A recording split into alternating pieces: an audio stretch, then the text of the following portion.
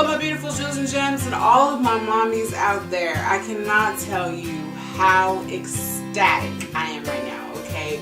We have a little baby girl. God is so good. I'm gonna cut to a clip of the night that I went into labor. I just showed a few things. I was expecting to be filming the whole time. Happened because I was in labor and I was exhausted and I wasn't really trying to be on camera as much as I thought that I was. However, David did get some clips and he posted them on Instagram, and I will post those in here as well, and then I'll come back and finish telling you the story. So let's go to those clips and I'll be right back. Hi guys! Oh my gosh, just getting together the last few things. Running out of breath. For going to the hospital, and I was gonna record the video today but didn't get to do that. My hospital bag, you know, the whole what's in my hospital bag video, I'm gonna do that.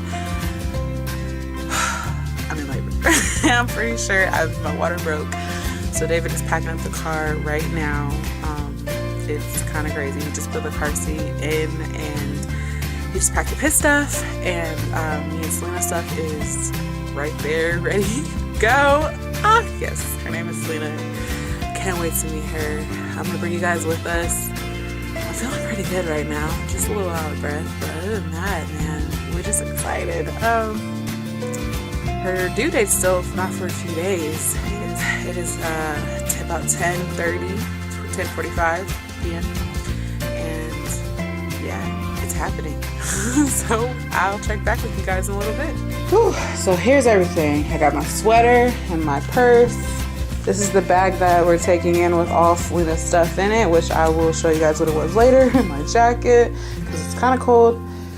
Here is an extra diaper bag that I brought some other little things that are going to pretty much stay in the car. And this is a towel because my water did break.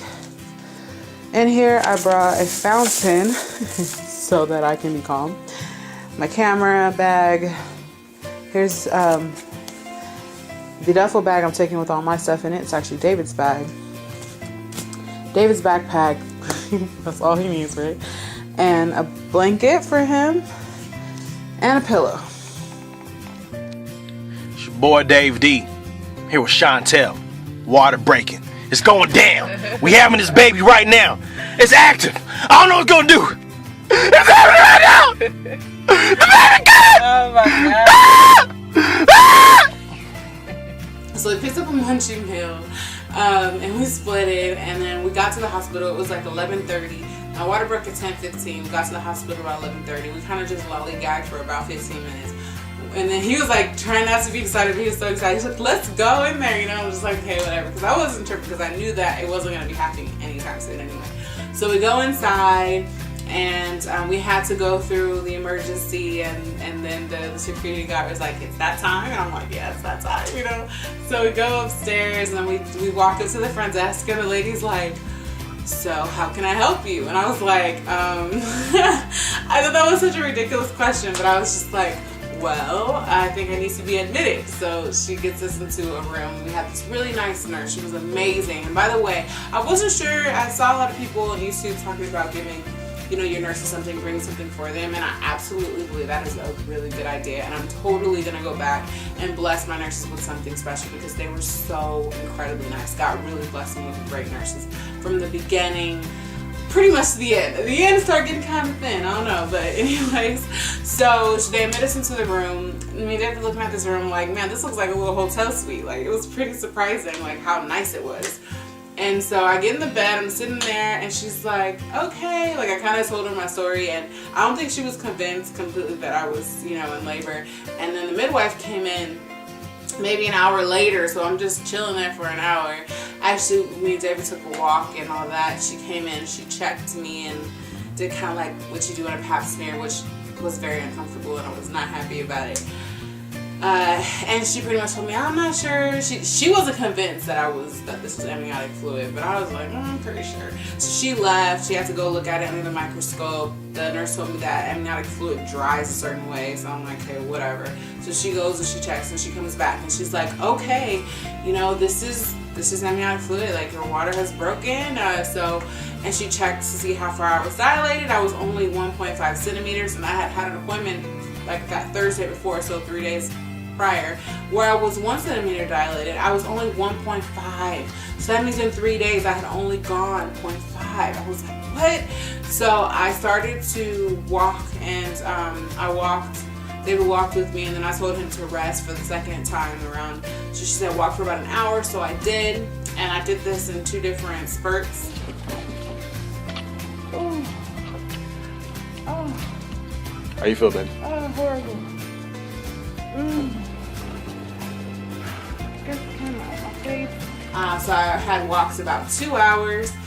We even walked, oh my gosh, my earring. I pulled it out. Yeah, we had even walked stairs. I did squats.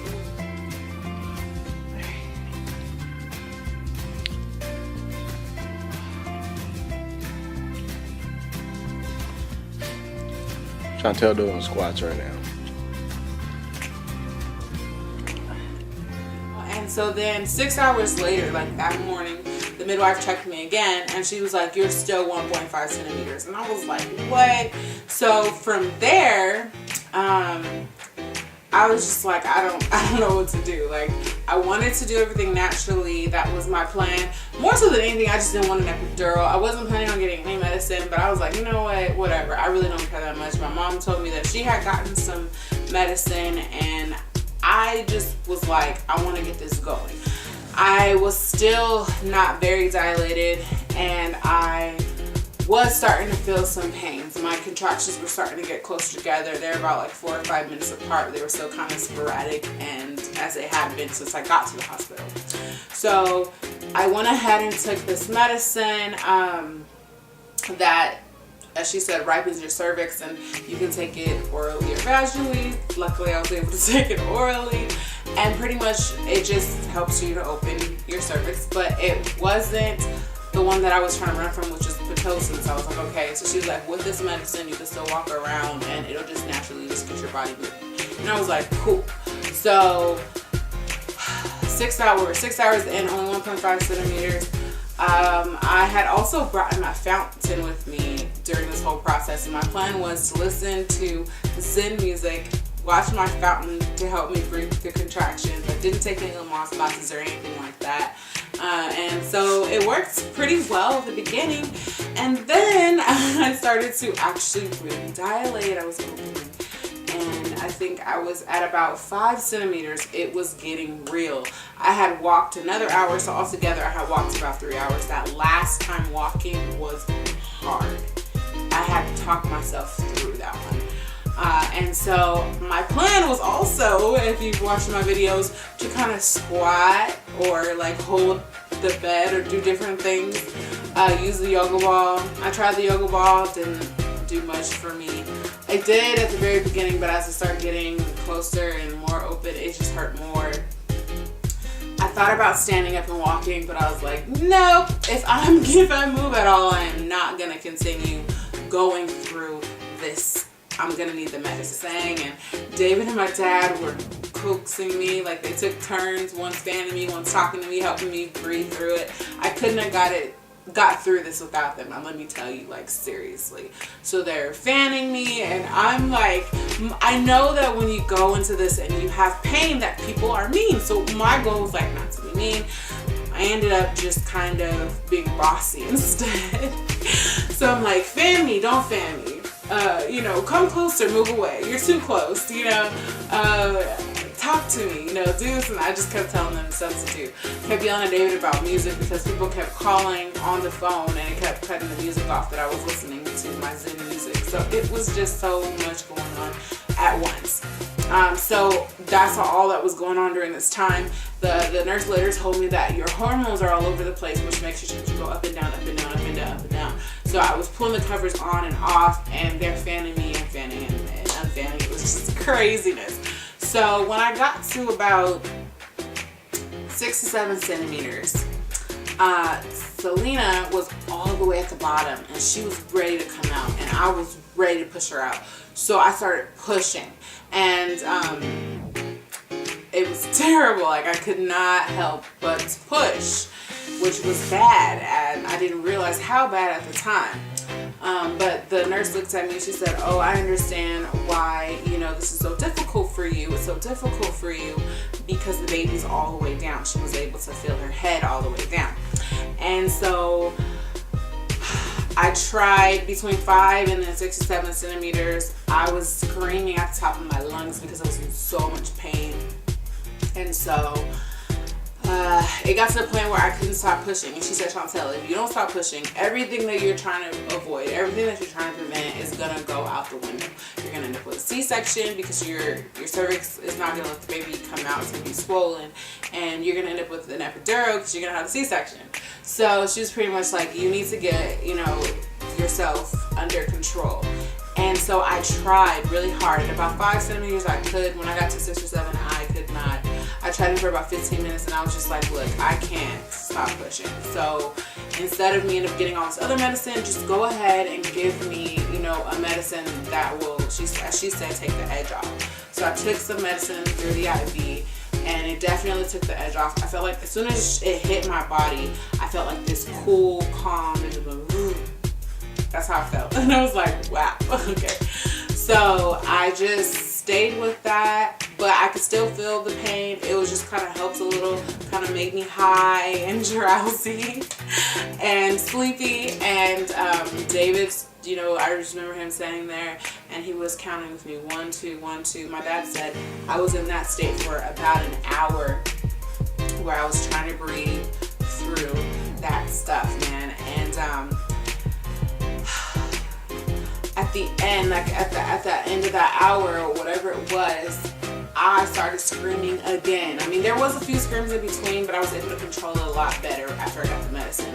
But there was one point where I could not control it. I was yelling. And she was like, Chauntel, she's like, let me check you. And I was like, I'm thinking, I can't really talk. All this is in my head. But I think some words did come out.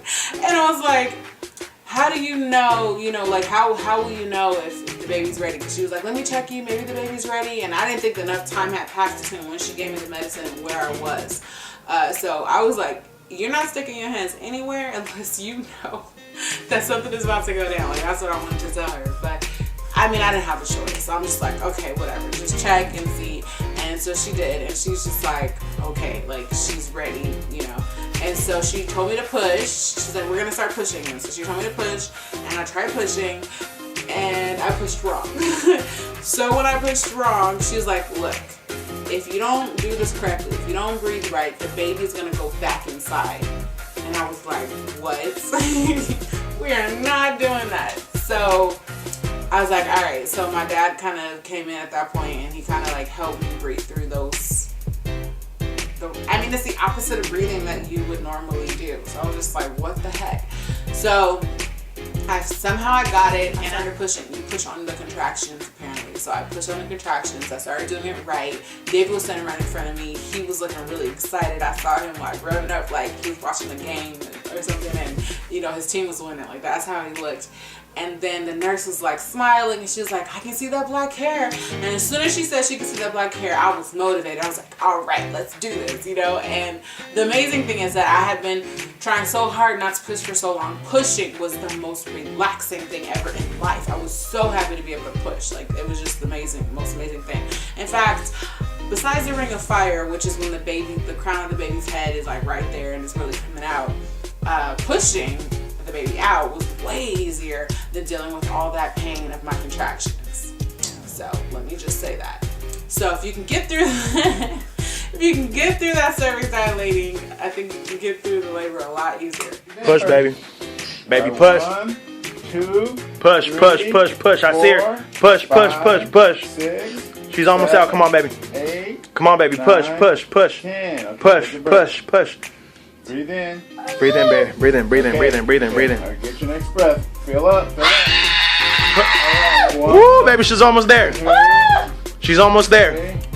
3, 4, 5. Come on, baby. So she's coming out. I could feel her coming out, and it took me about 15 minutes, according to my dad, to push her out.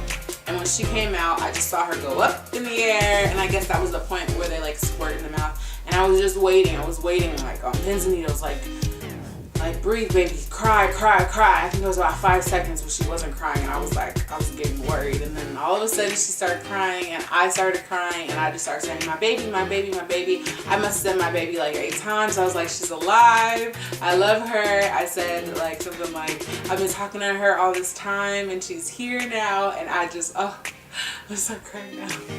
And I just couldn't believe it. And so then I guess they cleaned her up a little bit and they gave her to me, and I just held on to her. And at that point, all I did was I just looked at her nails. She had these really long nails. Because I knew that it wasn't over. I knew that there was more about to happen. I had to get the placenta out. I had to get stitched up. All these things had to happen. So I didn't really want to take it in all the way her until I could really appreciate her. So I just waited. I just stared at her fingers. He stitched me up. He said something like, you're gonna feel a little pinch. And so he, gave me a shot that kind of like numbed the area, stitched me up. I guess they kind of like pumped the placenta out, like with her hand, the midwife, and she got it out. And she kind of was staring down there before she called the doctor, and I was like, something isn't right, And so then I found out that I had 3rd-degree tears, which, whew, no joke. But she was 8.9 pounds, 20 inches long, and I will be sharing her in my next video. But I just wanted to kind of give you guys an idea of what I went through in that amount of time. But all in all, she's healthy and happy, and me and Debbie couldn't be happier. It's the most amazing experience being a parent. And I will give you details on how I'm doing and recovering and show her to you in my next video. But thank you so much for watching. I love you guys so much. Leave comments below if you have any recommendations for me, if you have any questions that I didn't answer. I love you so much, and see you soon. I'm so excited to be full term. I'm 37 weeks, okay? So this is like my 9 month and a week. You can use pink or a different color, and then one white for the middle.